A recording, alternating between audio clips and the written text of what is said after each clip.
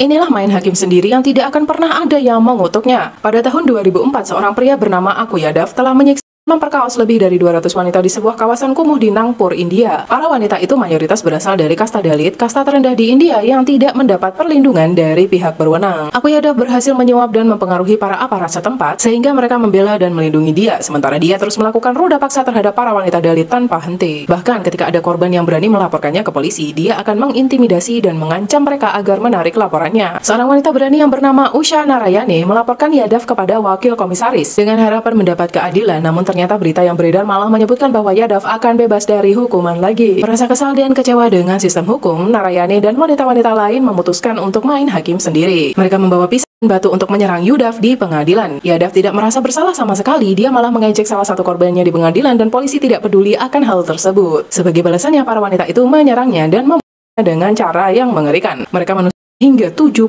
kali dan memotong pisangnya. Usaha Narayane dan lainnya sempat ditangkap karena dituduh, tapi kemudian dibebaskan karena tidak ada bukti yang cukup.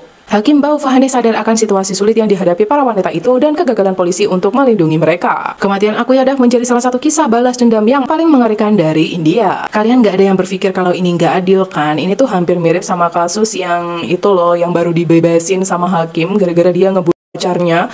Kayak Indonesia emangnya mau ikut-ikutan negara ini gitu atau gimana sih?